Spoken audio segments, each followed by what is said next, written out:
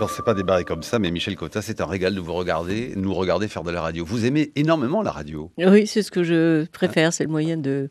Enfin, c'est le média que je préfère avec l'écriture, Ouais. évidemment. Mais bien plus que la télé tout de même. Vous en parlez dans justement ces cahiers secrets de la Ve République, le tome 4, tant attendu, qui se rapproche dangereusement de nous, 1997-2007. Mais vous confiez que quand vous êtes à RTL, vous vous régalez, quoi, tout simplement, on peut le dire comme ça. Ouais, je trouve que c'est un éditorial à la radio, c'est formidable. Voilà, je suis à d'entendre un.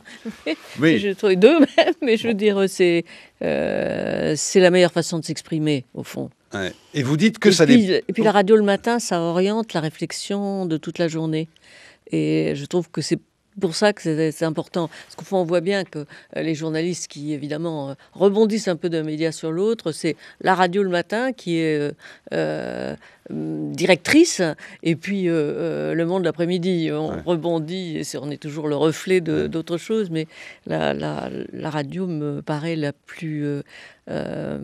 plus marquant des médias. Au détour d'un des longs articles de ce cahier secret de la République, vous dites d'ailleurs, ne nous méprenons pas, ces 2 minutes comme ça qui ont l'air de passer comme un claquement de doigts, c'est au fond une journée de travail, de réflexion tout le temps. C'est des prises de notes, c'est pas juste, contrairement à ce qu'on peut se raconter. Là, je pense que Clémentine Autain, pour faire son papier de ce documentation, matin, elle a dû passer la journée, oui, ça m'étonne pas, oui. Michel Cotta, donc vous avez depuis le 9 décembre dernier publié c'est le dernier tome d'ailleurs alors oui, c'est le dernier tome. Oui. Ah oui, vous êtes sûr? Ça s'arrête où? Oui, j'en suis sûre. Dernier tome des cahiers secrets de la Ve République chez Fayard, dans lequel donc vous nous racontez la coulisse du monde politique, de ce qui a agité le monde politique et les rebondissements que l'on sait de 1997 à 2007. Sauf que vous ne savez pas évidemment ce qui va se passer, vous notez au jour le jour, mais la somme que l'on lit aujourd'hui, évidemment, est une somme passionnante parce qu'elle couvre l'arrivée de Lionel Jospin, Premier ministre, la cohabitation Chirac-Jospin. Elle couvre évidemment le 21 avril 2002, auquel il y a de très longues pages, et jusqu'à l'ascension d'un certain, l'irrésistible ascension d'un certain Nicolas Sarkozy. D'ailleurs, Nicolas Sarkozy, on va le citer, dans Le Point du 19 novembre 2009, il avait parlé de votre tome précédent, Michel Cotta, en disant « Quand je lis le livre de Cotta, je m'aperçois que mes difficultés ne sont rien. » Alors, c'était en 2009. Peut-être qu'aujourd'hui, 2 ans après, il pourrait encore dire autre chose. Oui, c'est ça. Je disais ça parce que c'est vrai que 2 ans après une élection présidentielle, il y a toujours un creux dans la vie politique, et le président de la République est toujours attaqué. Alors, il faisait allusion, effectivement, aux difficultés qu'avait eu François Mitterrand en 83-84. Et il disait, au fond, c'est rien, sauf que le quinquennat de Nicolas Sarkozy a été tout entier dans la crise, et sans doute ne s'y attendait-il pas. Donc 2009, c'était le début de beaucoup d'autres ennuis. Oui. Vous nous redites la méthode tout de même. Donc vous notez dans un cahier à votre chevet le soir, en général, c'est ça? Si vous voulez, il y a deux sortes de notes. Il y a les notes dans la journée, celles qu'on prend quand on est dans des congrès politiques, à l'Assemblée, quand on voit des gens, etc. Et puis, quand même, la remise en forme le soir.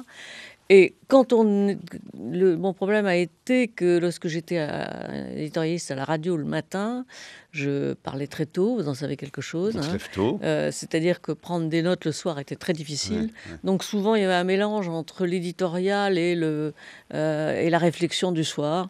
Alors voilà, c'était un peu plus compliqué que les 3 autres, où tout était écrit et consigné dans les mêmes cahiers. Rien n'est réécrit, censuré, raturé pour la publication, un petit peu? Censuré, non. J'ai dans ce 4e tome, il y a des passages un peu réécrits parce que mes notes étaient trop cursives. Et en plus, je vais vous dire, au fur et à mesure que je prenais des notes, mon écriture s'est déformée. Parce que l'ordinateur est venu, vous savez, quand vous commencez à taper sur l'ordinateur, votre écriture prend Bon, donc j'arrivais de temps en temps pas à me relire et ça a été le plus grand le plus grand problème de ce 4e tome. Mmh. Alors c'est un tome, intéressant parce qu'à la fois il raconte évidemment, la vie de la politique française et internationale, à travers des sommets que vous suivez en accompagnant, le président de la République de l'époque à plusieurs reprises comme, Jacques Chirac. Il est intéressant parce qu'on voit évidemment, cette transformation et ce chemin qui se fait au fur et à mesure vers ce qu'on appelle aujourd'hui la crise. Mais au moment où évidemment vous en parlez, on ne la voit pas tant venir que ça. Il y a quelques «perles savoureuses» entre guillemets, enfin perles, tout simplement qui rappellent, les instants, présents. Et puis il y a votre vie à vous, celle de journaliste et chroniqueuse à RTL, et puis tout d'un coup, à nouveau, comme vous l'avez été souvent, de patronne, hein, notamment de France Télévisions. Est-ce que ça a changé, de France 2, est-ce que ça a changé quelque chose que de passer d'un statut à un autre? Ce que vous avez souvent fait, cela dit, hein, journaliste, puis présidente de Radio France, puis journaliste, puis président de la Haute Autorité, puis à nouveau journaliste, puis patronne de France. Est-ce que ça change quelque chose dans le rapport que vous avez, notamment aux politiques et même aux confidences qu'ils peuvent vous faire? Oui, oui, ça change quelque chose parce qu'on sait bien soi-même ce qu'on dit quand on est, patron d'une entreprise. On sait très bien ce qu'on dit à la presse et ce qu'on ne lui dit pas, la façon qu'on a de ruser avec la vérité, d'une certaine façon. Donc quand vous l'avez fait vous-même, évidemment, vous êtes, beaucoup plus sceptique et beaucoup plus critique vis-à-vis des hommes politiques. Moyennant quoi, de toute façon, je les ai regardés pendant très longtemps. Alors, au début, quand j'avais 25 ans, je prenais ce qu'ils disaient comme argent comptant. Et avec le temps, de toute façon, mon regard a changé, évidemment. Est-ce que vous vous dites parfois qu'il faut gagner leur confiance pour mieux la trahir? Non, je crois pas. Je crois qu'il ne s'agit pas de gagner la confiance. Il s'agit de faire son métier, c'est-à-dire de les faire parler le plus possible pour en tirer ce que vous voulez en tirer. Ils sont pas obligés de parler. Ce qu'ils vous disent, ils le disent. Et encore, moi j'ai souvent remarqué quand ils vous disaient «surtout ne le dites à personne», ils disaient ça à 10 journalistes différents et par conséquent, ça limitait un peu «ne le dites à personne». Ça voulait dire dites-le à tout le monde. Et donc il y a toujours on est obligé de les entendre parler, parce que sinon, on est à côté des choses et à la fois on est obligé d'avoir du recul, voilà. Et c'est vrai qu'en prenant de l'âge, le recul a été plus important. Mmh.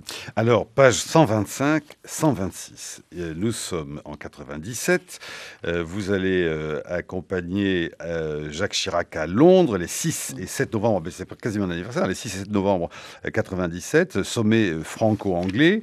C'est la cohabitation. Il est aussi avec, bien sûr, Lionel Jospin. Mais enfin, voici, dans l'avion, ce que vous confie Jacques Chirac entre Londres et Paris, quelque part dans les airs. Les Anglais, me dit-il, c'est donc Jacques Chirac qui parle, les Anglais vont entrer dans l'Europe et dans l'euro. J'y ai toujours cru. Et d'ailleurs, note de Michel Cotta, c'est vrai, il me l'avait dit il y a 2 ans. Et il continue, Jacques Chirac, aujourd'hui, cela ne fait plus de doute. Blair a tout compris, il est moderne, cette classe d'âge qui comprend très bien ses problèmes. Il sait qu'il ne peut pas rester en dehors de la monnaie européenne avec sa livre sterling et va sans doute faire un référendum parce qu'il s'y sent bien obligé. Tout porte à croire que l'Angleterre entrera dans l'euro avant 2002. Les milieux d'affaires, les jeunes du Parti travailliste font pression. J'ai toujours voulu, dès mon arrivée à l'Élysée, associer les Anglais à notre démarche européenne. Voilà qui est fait. Ouais, voilà. Oui, voilà, c'est ça aussi la politique. Moyennant quoi, toute la période autour de l'euro, regardez aujourd'hui, des années plus tard, ouvre quand même des horizons. Parce que il est vrai que ça a été une Europe construite, je lisais ça récemment, sans architecte, et que par conséquent, faire l'euro dont tout le monde se félicite dans les années 2000, hein, on voit Dominique Strauss-Kahn le mettre en œuvre et Laurent Fabius qui lui succède. Et on ne peut que revenir sur cet euro en disant est-ce que vraiment on n'a pas mis la charrue avant les bœufs. Alors l'enthousiasme domine, là, y compris, Voilà, alors y compris du côté de Jacques Chirac. Il domine du côté de Jacques Chirac et du côté de Lionel Jospin. Il domine gauche et droite confondus, à 2-3 exceptions près, dont celle de Jean-Pierre Chevènement. Absolument, mais bien sûr qu'il le dit d'ailleurs à plusieurs reprises. Et alors c'est vrai que encore une fois, quand sur le moment, Chevènement disait, vous savez, on est entré comme ça, c'est comme un train. Je le revois encore dire, on est un train comme ça, et puis le train sort d'un tunnel sur un précipice. Et on se disait quand même. quand même, quel pessimisme, il exagère, de toute façon, on s'en sortira. Ceci étant, moi, j'étais favorable à la monnaie commune et pas à la monnaie unique, hein, à l'époque. Et d'ailleurs, je le redis. Et, bon, mais c'est vrai que vu avec le recul du temps, l'euro, toute la politique autour de l'euro. Qu'est-ce qui s'est passé? Il y a eu une sorte quoi, d'écran. Personne, cet enthousiasme, cette euphorie était en même temps quoi. On pouvait la comprendre si on se remet dans le contexte, ou est-ce que il y a eu beaucoup d'imprudence quand même du coup? D'imprudence, je ne sais pas, mais enfin tout a été. C'est François Mitterrand qui est l'initiateur de cette stratégie et qui au fond, quand on résume l'action de François Mitterrand, on voit bien que l'Europe a été capitale. Alors, peut-être qu'il fallait faire une autre Europe, mais par exemple, quelqu'un comme Jacques Chirac était à l'origine assez sceptique vis-à-vis de l'Europe et notamment vis-à-vis de Maastricht. Il s'était décidé à voter pour simplement parce qu'il pensait qu'un futur président de la République ne pouvait pas ne pas voter pour l'Europe. Enfin, il était assez sceptique. Et puis, on voit bien qu'avec les postes, avec la fonction, avec l'espèce d'entraînement comme ça de tout le monde, lui aussi. Jospin aussi était relativement critique puisqu'il pensait, justement, c'est une des premières mesures qu'il prend en arrivant à Matignon, qu'on ne pouvait pas signer le traité européen sans volet social. Sans le volet social. Ça, voilà. Le livre démarre comme ça, effectivement. Oui, mais franchement, le volet social, on l'a un peu oublié. Hein. De même qu'il y a Chevènement, présent dans le livre, avec notamment des choses maintenant, aujourd'hui, dont on peut sourire et savoureuses sur son fameux coma, hein, dont vous racontez quelques anecdotes, évidemment, assez drôles. Une infirmière veut lui dire d'arrêter de bouger la tâche, et il la menace de lui envoyer la gendarmerie à cette pauvre infirmière. Enfin bref. Ça, et après, il parle latin en se réveillant. Oui, ses premiers mots sont en latin. Hein, et cite le serment d'Hippocrate. Oui, c'est ça. Et le primum non nocere. Voilà. D'abord ne pas nuire. Ouais. Et les médecins ont cru qu'il était fou, parce que commence à parler en latin, évidemment. Il y a aussi un autre homme, alors qui lui a disparu depuis, dont on sent qu'il est assez attachant, et que vous êtes assez attaché, même si vous n'êtes pas là d'ailleurs pour partager ses opinions, c'est Philippe Séguin. Ah oui, je trouve que c'est un orateur. C'est ce que la droite a produit, la droite sociale, mettons, si ça existe. C'est un orateur formidable, un homme qui avait des possibilités, ou qui aurait eu des possibilités formidables, et qui les a qui les a ruinées par son caractère et par son mauvais caractère. Mais enfin, orateur politique absolument exceptionnel. Et dont vous montrez dans le livre toutes les méandres, entre autres, et lui, sur la fameuse prise du pouvoir d'un nouvel RPR, d'un nouvel UMP pour accéder aux élections.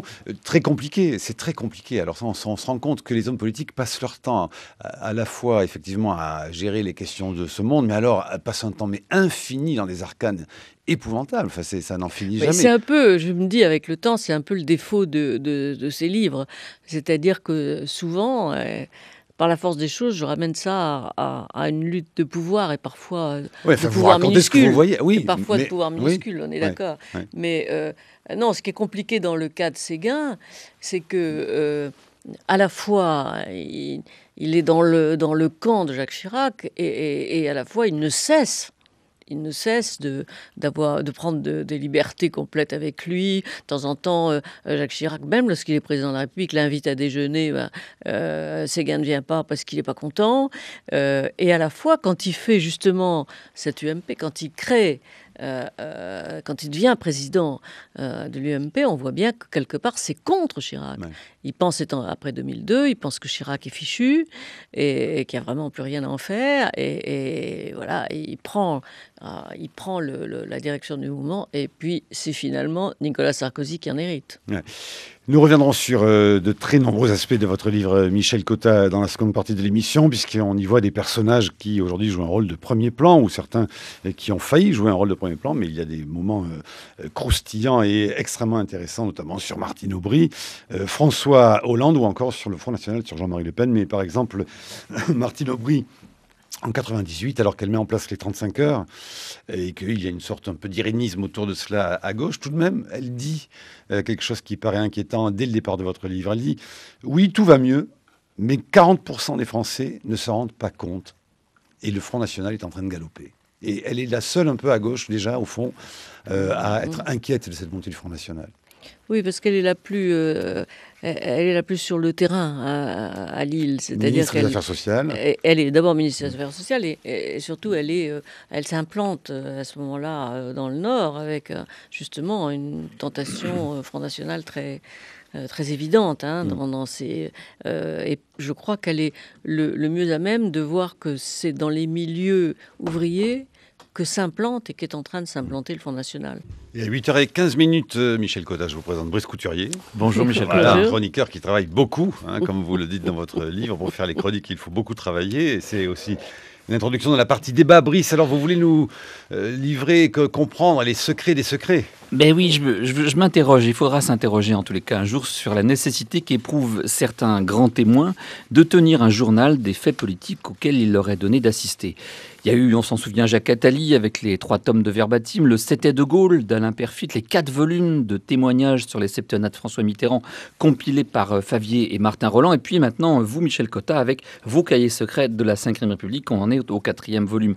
En attendant ce que ne manqueront pas de publier dans l'avenir, le récit d'événements auxquels ils assistent aux premières loges aujourd'hui. Et il y aura des surprises, bien entendu. Alors, les faits et gestes, les petites confidences de nos maîtres du jour, méritent-ils qu'on les conserve aussi pieusement? Je pense à cette maxime de Chamfort. En parcourant les mémoires et monuments du siècle de Louis XIV, on trouve, même dans la mauvaise compagnie de ce temps-là, quelque chose qui manque à la bonne d'aujourd'hui. Et Dieu sait si ça pourrait s'appliquer à notre époque. Mais mais qu'est-ce qui vous pousse, Michel Cotta, à consigner ainsi, jour après jour, les informations de première main que vous glanez auprès des décideurs politiques et autres responsables syndicaux? Oui, pourquoi s'astreindre à cet exercice quand il est tellement plus agréable d'aller dîner en ville ou de s'endormir douillettement devant son téléviseur? On me dira qu'il n'y a rien de nouveau sous le soleil en me renvoyant aux mémoires de Saint-Simon. On ajoutera qu'il y a là un gisement fantastique que les historiens ne manqueront pas d'utiliser dans l'avenir, mais je ferai remarquer que personne n'a eu l'idée de consigner les propos de table d'Antoine Pinet, de Georges Bidault, de Guy Mollet et autres Edgar Faure, qui pourtant, dans le dernier cas, en tous les cas, l'auraient mérité. Alors, pourquoi cette attention maniaque aux grands acteurs de notre Ve République, alors que ceux de la 4e ont eu si peu? Eh bien, je vais oser une théorie. Voilà ma théorie, Marc Boinchet. Attention, 8h18, les matins de France Culture. Du fait de l'accélération de l'histoire, le sens des événements nous échappe de plus en plus. C'est bien plus tard, en relisant de vieux journaux, qu'on comprend qu'une direction avait été prise alors que presque personne ne l'avait perçue. L'imprévu vient souvent bouleverser ainsi les calculs et les stratégies les plus élaborés. Ou une autre citation pour vous. Marc Stanisław Jerzy-Lec, qui est un auteur de science-fiction polonais, avait ainsi défini l'histoire dans ses fameuses pensées échevelées. L'histoire, une collection de faits qui n'étaient pas obligés de se produire. Moins que jamais, on ne saurait parler en ce moment de loi de l'histoire. Votre livre, Michel Cotta, est un bon exercice de vaccination contre ce que Raymond Aron appelait l'illusion rétrospective de nécessité et qu'il a résumé dans une phrase: pourquoi tant d'historiens inclinent-ils à tenir le passé pour fatal et l'avenir pour indéterminé? Prenons 2 moments forts de la période couverte par ce volume 4. Les élections présidentielles de 2002, le référendum de 2005. Dans les 2 cas, le pays réel prend le pays légal par surprise. Lionel Jospin, le favori du parti des médias, sûr de devoir l'emporter par son intégrité et la qualité de son bilan sur un Chirac qui est alors empêtré dans les affaires, est éliminé au 2e tour au bénéfice d'un Le Pen. Au référendum de 2005, le nom qui semblait invraisemblable aux éditorialistes et autres faiseurs d'opinion l'emporte quand même. Et soudain, 1000 petits détails qui avaient échappé aux commentateurs ressortent, qui semblent avoir annoncé ces coups de tonnerre. Car comme l'a écrit un autre de mes auteurs préférés, Albert Thibaudet, c'est quand les choses sont arrivées qu'on voit combien elles étaient faciles à prévoir. Cela pour vous dire que les élections de 2012 non plus ne sont pas jouées d'avance, mais que quelle qu'en soit l'issue, il s'en trouvera plus d'un pour prétendre que l'issue en était bien sûr inéluctable. Michel Cotta, réaction à la chronique de Brice Couturier. Non, je la trouve assez juste. D'abord, il faut être sans doute un peu déséquilibré pour noter au jour le jour. Plutôt que d'aller dîner en ville, de s'endormir devant sa télé. Oui, c'est vrai. Mais vous savez, j'ai lu beaucoup de livres sur les journaux dits intimes. C'est presque une nécessité. C'est une nécessité. Vous ne pouvez pas faire autrement. Sinon, on peut pas faire ça. On peut pas faire ça 40 ans, vous voyez, sans en éprouver l'impérieuse nécessité. Alors, est-ce que les faits relatés méritent c'est la première question, mais la deuxième est plus importante. À votre avis, quand vous vous relisez aujourd'hui, est-ce que vous voyez dans des petits faits qui vous avaient paru mineurs et sans importance à l'époque où vous les avez consignés, qu'ils prenaient sens par rapport à des événements qui se sont déroulés de manière ultérieure? Sur l'euro, par exemple, oui. Ça, vraiment, on peut pas échapper à cette certitude. On voit l'euro commencer dans l'enthousiasme, mais on voit dès le début que le référendum de Maastricht passe de justesse. On voit quand même se développer une sorte de pensée unique selon laquelle si on émet la moindre réserve sur l'euro, on est imbécile ou comme le dit à un moment donné Michel Rocard. Et c'est vrai que du coup, ça a interrompu un peu les interrogations, parce que les gens osaient à peine. Je me rappelle la campagne fantastique d'ailleurs de Philippe Séguin. Personne ne la suivait parmi les journalistes, mais je remarquais qu'il y avait beaucoup de monde à ces meetings. Et donc là, on voit quand même l'histoire se décider. Peut-être même chose à partir de 2007 sur la montée de Nicolas Sarkozy et la montée concomitante de François Hollande, parce que ça apparaît très clairement. Or, ça n'était pas évident. La détermination de François Hollande n'était pas évidente à l'époque, et pourtant il me la confie très tôt. Oui, et vous notez, vous d'ailleurs que François Hollande, c'est au moment où Lionel Jospin est Premier ministre, François Hollande prend donc les rênes du Parti Socialiste. Vous le trouvez pas si mal? Vous dites, mais on se moque de lui, on dit qu'il est un peu comme ça, potache, et en fait vous dites, je ne comprends pas pourquoi il ne se donne pas les moyens d'être davantage sur le devant de la scène. Il pourrait sans doute l'être. Voilà qui est fait. Voilà qui est fait, mais la même chose aussi pour l'ascension de Nicolas Sarkozy. Au fond, on se demande, une des interrogations, c'est comment est-ce que Jacques Chirac l'a laissé comme ça décoller? Mais c'est une fausse interrogation, parce qu'on s'aperçoit que tous les hommes dans lesquels Jacques Chirac avait placé ses espoirs pour le remplacer, c'est-à-dire Alain Juppé, est écarté par les affaires. Là, Dominique de Villepin est écarté par la rue, en quelque sorte, et par son action de Premier ministre. Même Philippe Séguin, pour qui il aurait été un mal moins grave, même lui claque la porte et s'en va. Et au fond, on voit bien comment Sarkozy s'impose, parce qu'il n'y a personne d'autre que lui. Vous avez déjà vu des filiations qui fonctionnent? Moi, j'ai l'impression que ça ne marche jamais. De toute façon, ça va. C'est le fait de passer le flambeau, c'est le signal quand même de son propre départ, et qu'il y a une démarche quasiment intrinsèquement mortifère et qui ne fonctionne jamais. Donc c'est quasiment toujours par une opposition que ça... Bien sûr, et puis sans compter que les hommes politiques sont assez contents d'être remplacés par des gens qui ne sont pas de leur bord, parce que c'est une façon de dire « il y avec moi ». Oui, le syndrome après moi le déluge. Après moi le déluge. Brice Couturier. Oui, la télévision, c'est quand même le métier un des métiers que vous connaissez le mieux. Vous étiez toujours aux premières loges.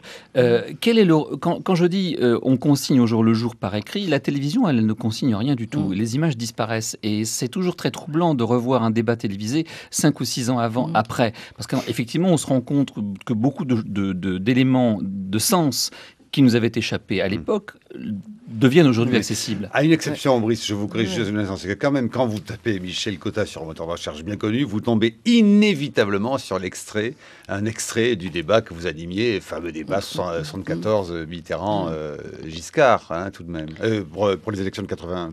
Oui, 80. Ça, quand même, ça, les images restent. Voilà.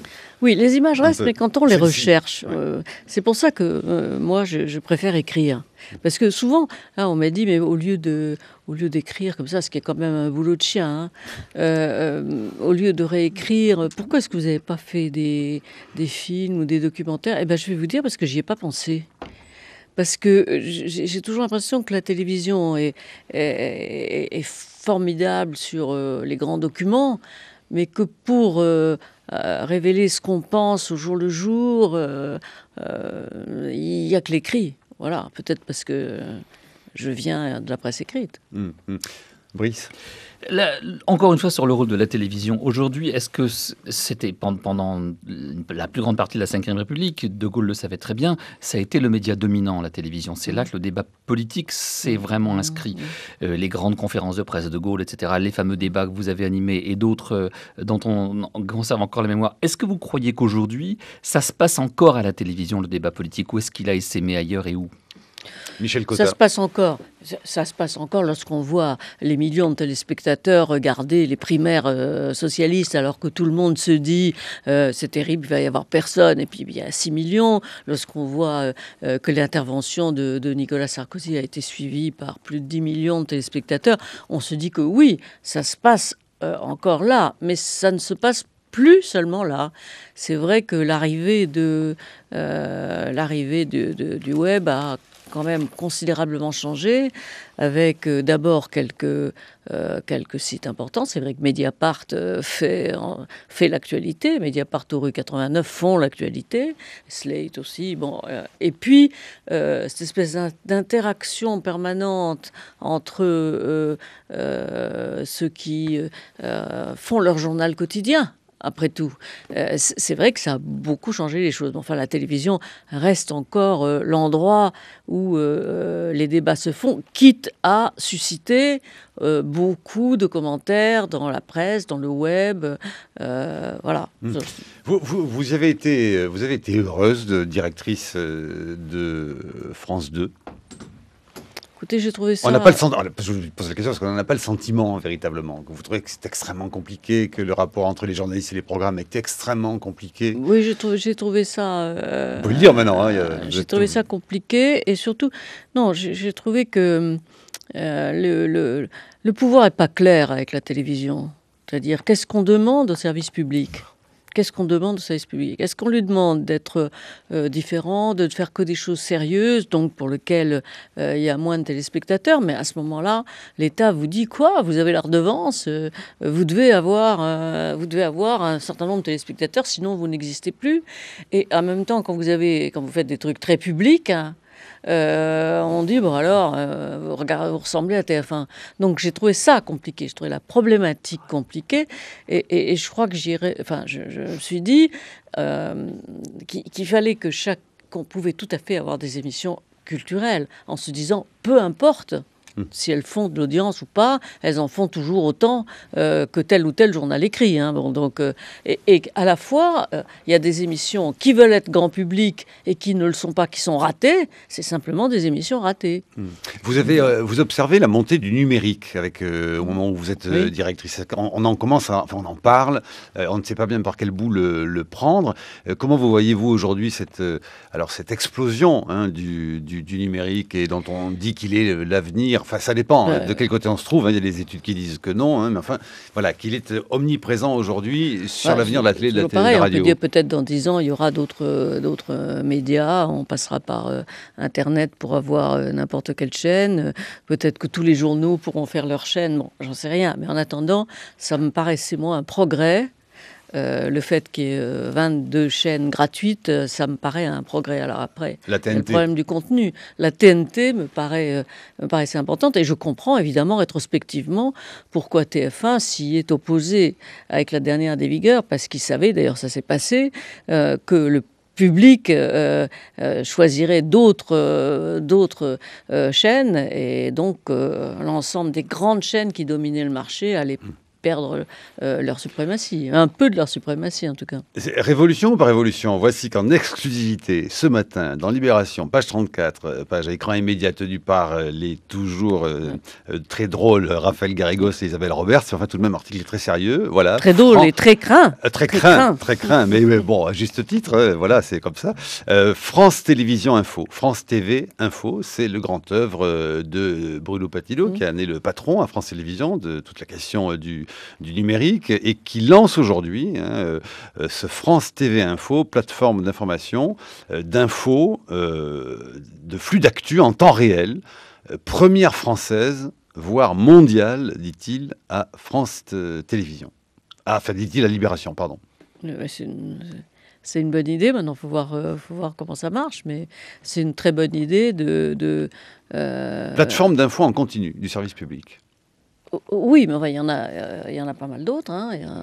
Il y a des chaînes de télévision, beaucoup sur le numérique qui existent. Donc, il faut voir quelle originalité a là-dedans France 5. Moi, j'aime beaucoup France 5 tel qu'il fonctionne en ce moment. J'aime beaucoup les documentaires et la façon justement d'apporter une réflexion sur la télévision des autres chaînes.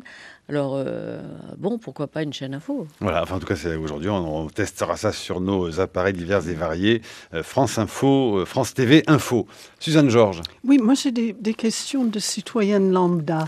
Je me demande si les politiques ont vu, quand vous parliez de l'euro, ont-ils vu que le vrai problème allait être la Banque centrale européenne, qu'il n'y avait pas de banque qui pouvait prêter aux États et que l'euro. Et l'autre question de citoyenne lambda, c'est après le référendum de 2005.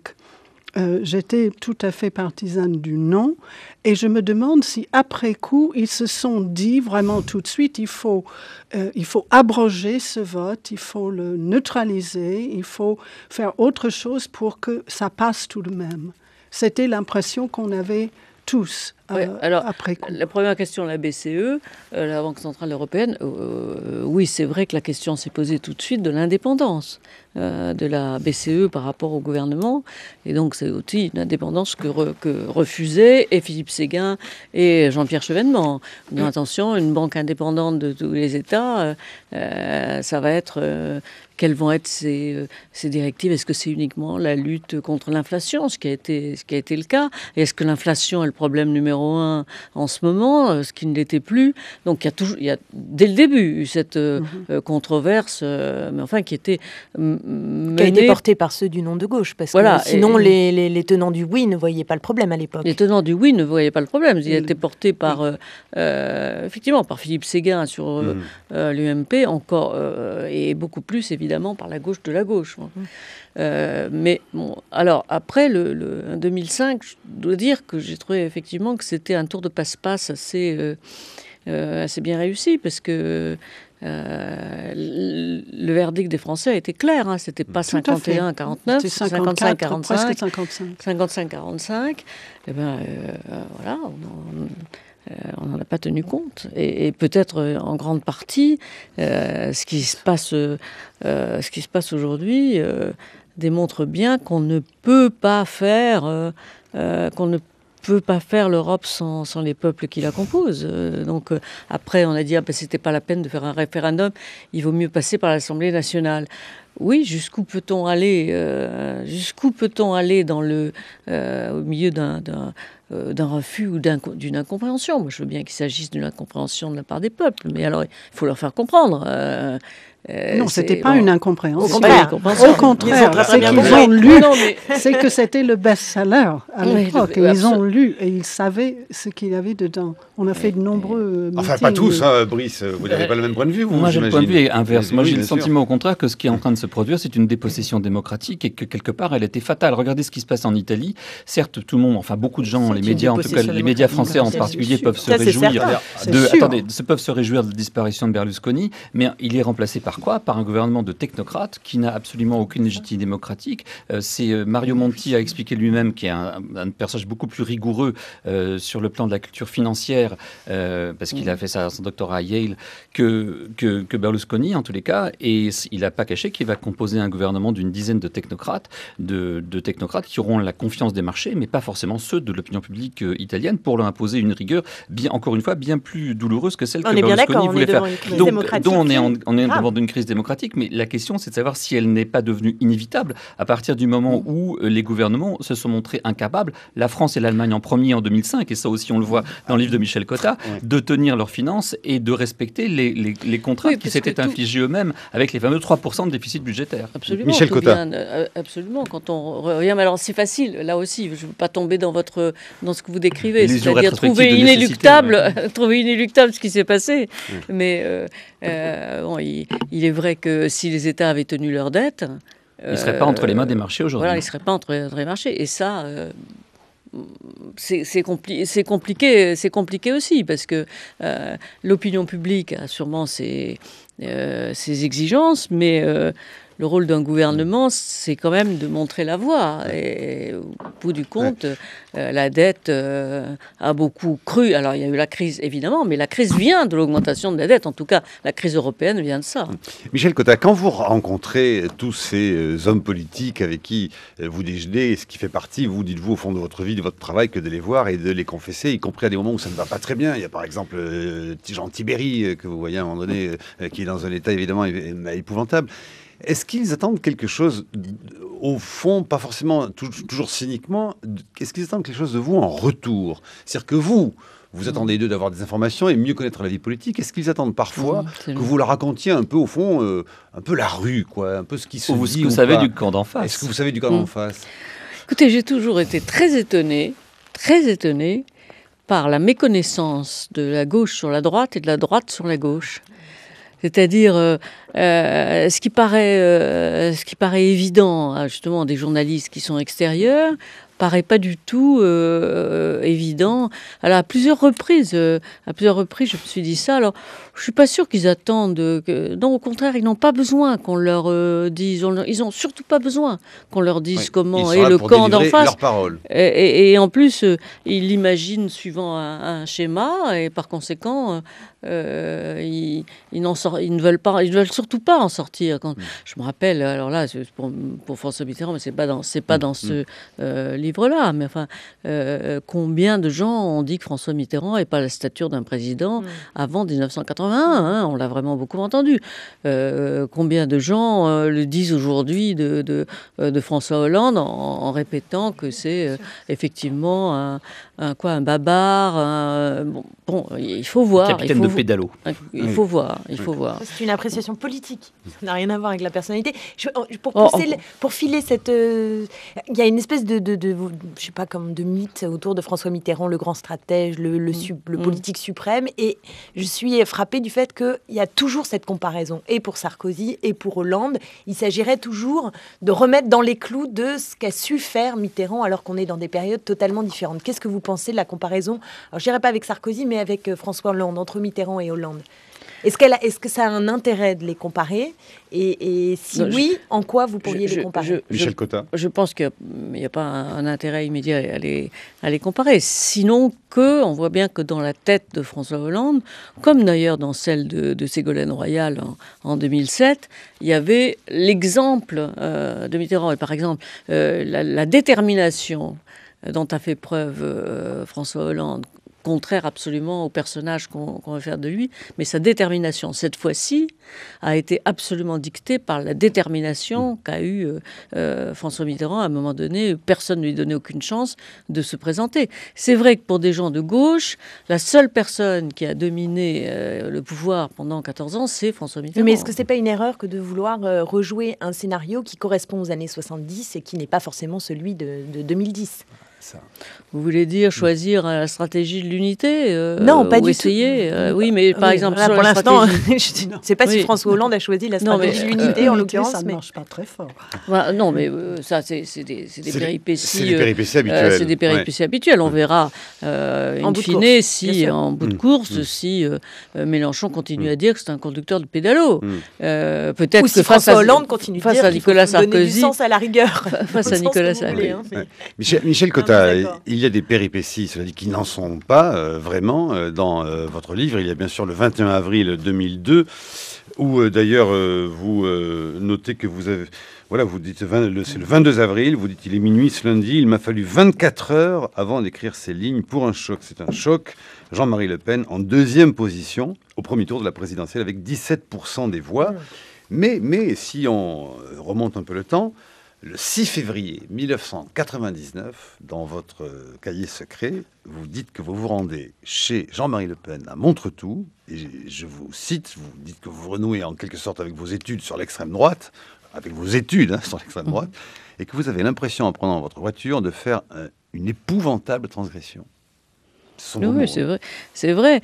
C'est vrai que je me suis dit un jour, c'est vrai que c'est un personnage qui est ce qu'il est, c'est-à-dire qui est insupportable et menaçant d'une certaine façon. Mais je me suis dit, il faut quand même savoir ce qu'un type comme ça a dans sa tête et pourquoi il a réussi là où tellement de gens ont échoué. Parce que c'est vrai que l'extrême droite en France, très longtemps, ça a été 2,5%, 3%. Pourquoi est-ce que lui a réalisé pas seulement ce score, mais enfin, on l'a bien vu venir quand même, ce score d'élection, cette ascension d'élection en élection. Et effectivement, ce jour-là, au fond, il y a deux sortes de journalistes. Les journalistes qui n'ont jamais voulu adresser la parole, ni même interviewer Jean-Marie Le Pen, et puis les journalistes ou même les réalisateurs comme Moati, qui a fait quand même un film sur lui, qui ont approché de près le diable pour voir de quoi il était formé. Et il m'a expliqué, je crois que c'est vrai, son explication est qu'il a su fédérer les différentes extrêmes droites.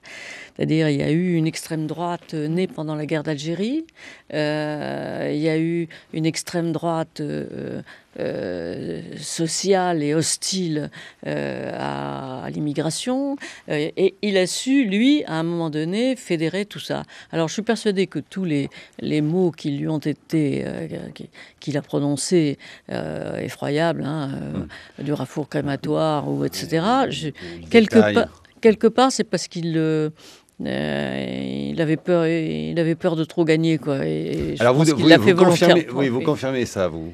Ouais, je pense qu'il y a un côté, il y a quand même chez lui un côté, la gaffe fatale au moment où on pense qu'il peut avoir une petite chance à l'élection, paf, il fait une énorme gaffe, et ce qui passe pour pas seulement dans des gens qui s'opposent à lui, mais même dans son électorat. Quand même, de temps en temps, les gens se disent, là, franchement, il va trop loin. Alors, il y a un côté suicidaire, j'ai trouvé qu'il y avait un côté suicidaire chez Jean-Marie Le Pen. Alors, est-ce que la télé en a trop fait ou pas? Est-ce que les médias, est-ce que les journalistes en ont trop fait ou pas, et en font trop avec le Front National en général? Écoutez, j'ai l'impression quand même que le Front National se développe malgré la presse, c'est pas à cause d'eux. Je trouve qu'on ne peut pas reprocher à la presse d'en faire trop. Non, ce qu'on peut se poser comme question, et d'ailleurs ce qui est la question posée après l'échec de 2007 par Martine Aubry, est-ce que la dernière semaine, qui a été une semaine en 2002, pardon, la dernière semaine avant 2002, qui a été une séquence très pleine d'insécurité, est-ce que ça a plutôt poussé le Front National ou pas? Ça, on ne saura jamais. Mais c'est vrai qu'il y a eu une accumulation cette semaine, juste avant le premier tour, qui peut-être explique que ponctuellement, Jean-Marie Le Pen ait été numéro 2. Peut-être qu'il n'aurait pas été une semaine avant ou une semaine après. Brice 2002, reprenons le scénario. 2002, effectivement, le Front National arrive au deuxième tour et la gauche est éliminée. 2007, et puis surtout, il faut voir à l'époque, les partis de gouvernement, tous ensemble réunis, ne font même pas la majorité des suffrages. Et le parti des abstentionnistes, le parti du vote blanc, est immense. Donc, il y a un véritable vote de protestation contre l'offre politique du moment. 2007, on voit le phénomène exactement inverse. C'est-à-dire que les trois candidats arrivés en tête pour la droite, pour la gauche et pour le centre sont arrivés à renouer avec leur électorat en changeant leur discours, en changeant leur logiciel et en se préoccupant un peu plus des problèmes des Français. Qu'est-ce que vous diriez pour 2012? Qu'est-ce qui nous attend? Est-ce que c'est un scénario à la 2007, c'est-à-dire une conjonction entre l'électorat et l'offre politique, ou est-ce que c'est un scénario à la 2002, c'est-à-dire une rupture et un divorce entre pays réel et pays légal? Michel Cotta. Je dirais que c'est différent, peut-être je me trompe, mais je dirais que c'est un peu différent à droite et à gauche. Je pense qu'à droite, Nicolas Sarkozy fait tout pour, tout en gardant son électorat, siphonner celui du Front National, siphonner comme on dit.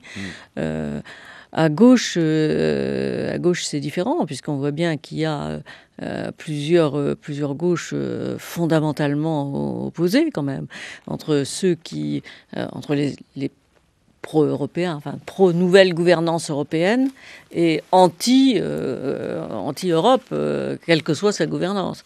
Bon, donc ça, c'est plus compliqué parce que le siphonnage de l'extrême gauche par la gauche classique est plus difficile.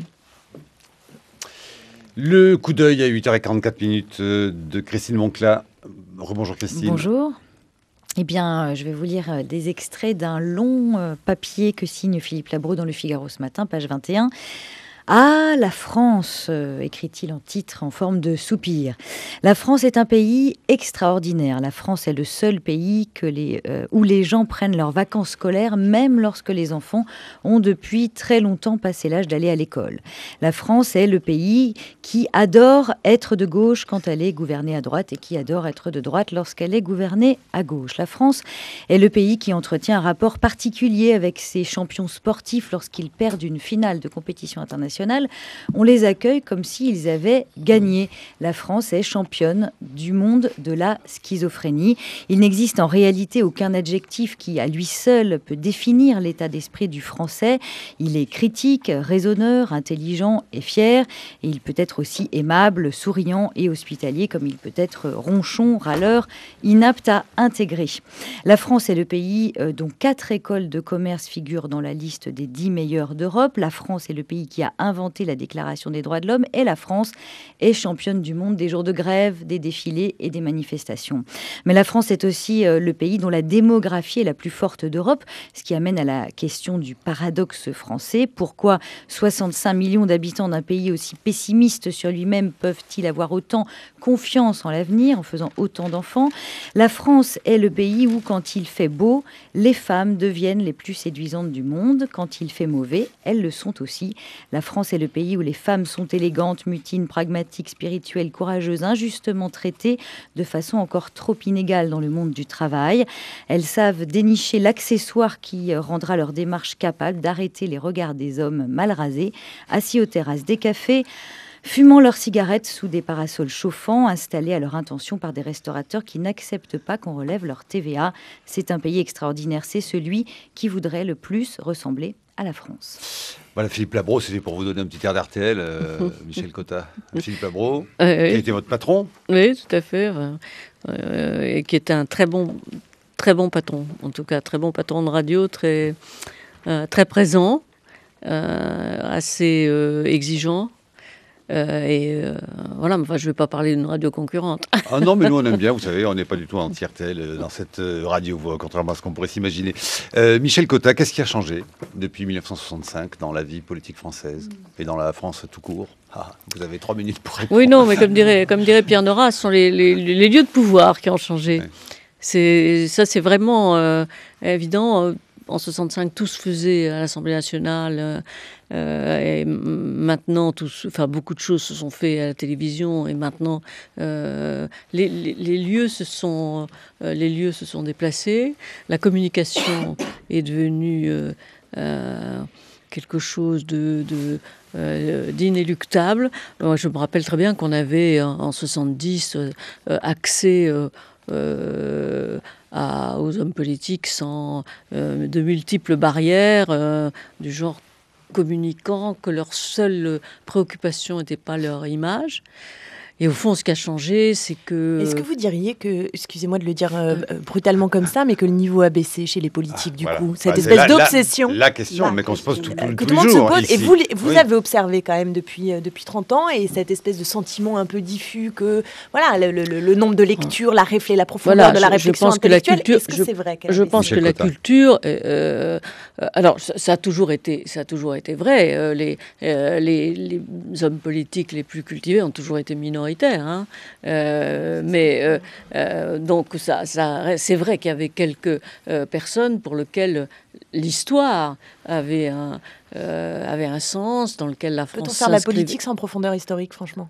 Non, je pense pas, mais enfin, on n'apprend pas beaucoup. On a Vincent Payon, on a Xavier Darcos, voilà. On a quand même des gens qui ont une profondeur, une connaissance de l'histoire de ce pays qui est assez prodigieuse quand même. Donc je crois qu'il faut se garder de dire que... ils sont pas au premier plan. C'est pour ça que je pose la question, c'est que comme dans tout domaine, on pense toujours que le niveau a baissé. Michel Cotta. C'est pas forcément juste. Oui, je pense que c'est pas forcément juste, mais il est vrai qu'on n'apprend pas l'histoire à l'ENA. Voilà. Et que c'est sans doute quelque chose de regrettable. C'est vrai qu'on a le souvenir de certains débats où Jospin plaçait Gambetta à une époque où il n'était pas. Mais ça ne veut pas dire je ne pense pas qu'on peut dire qu'il y a un appauvrissement général. Il y a toujours eu quelques personnes qui étaient les premiers de la classe. Et là, mettons qu'il y a moins de premiers de la classe. Voilà. Michel Cotta, Les cahiers secrets de la Ve République chez Fayard, avec une postface écrite au mois d'octobre 2011 qui n'est tout de même pas rassurante. Si j'en lis les dernières lignes, vous dites la pièce peut donc commencer, même si s'annonce dans la pire impuissance dont ait jamais été frappé par tous les politiques le déclin du monde occidental. Ouais, c'est ce que je ressens. Ouais, je suis assez pessimiste en ce moment, je dois dire. Je trouve qu'il y a un tel transfert des richesses entre notre Europe et les pays émergents qu'on n'en a pas pris conscience assez tôt. Et que ce transfert des richesses aboutira forcément à une diminution de notre genre de vie si ça n'aboutit pas à des conflits sociaux graves.